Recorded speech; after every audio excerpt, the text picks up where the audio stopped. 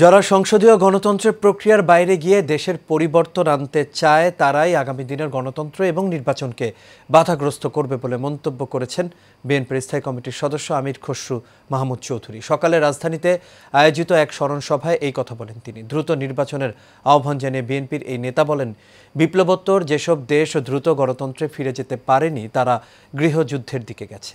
সোহাগ মিয়ার ক্যামেরায় কাউসার আহমেদের রিপোর্ট।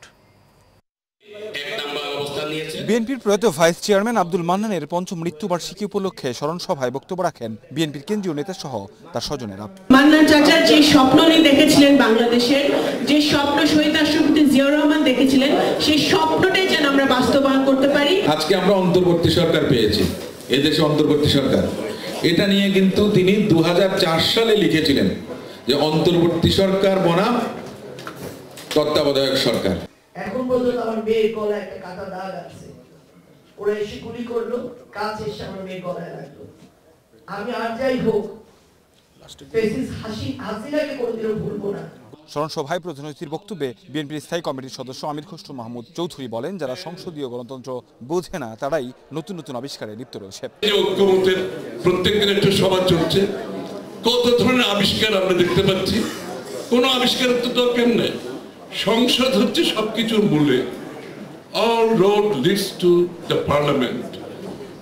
আপনার সব সমাধান সংসদে হতে হবে।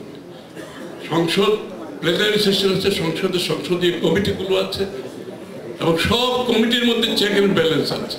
জানান, বিপ্লবের পরে যারা দ্রুত গণতন্ত্রের দিকে ফিরে যেতে পেরেছে তারাই উন্নতি করেছে, তা না হলে পিছিয়ে যেতে হবে। সমাধান গণতান্ত্রিক প্রক্রিয়ার মাধ্যমে হতে হলে সেটা পার্লামেন্টারি সিস্টেমের মধ্যে যেটা আছে সেটাকে আপনাকে মেনে নিয়ে করতে হবে। এর বাইরে অন্য কোনো ফরেন বডি এনে এটার উপর আপনি নিয়ন্ত্রণ আনতে চাইলে গণতন্ত্র কাজ করবে না, তখন আবার আরেকটা গোষ্ঠী সেখানে শক্তিশালী হয়ে যাবে।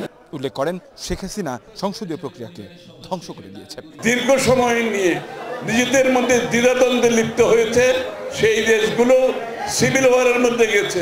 কাউসার আহমেদ, এশিয়ান টেলিভিশন, ঢাকা।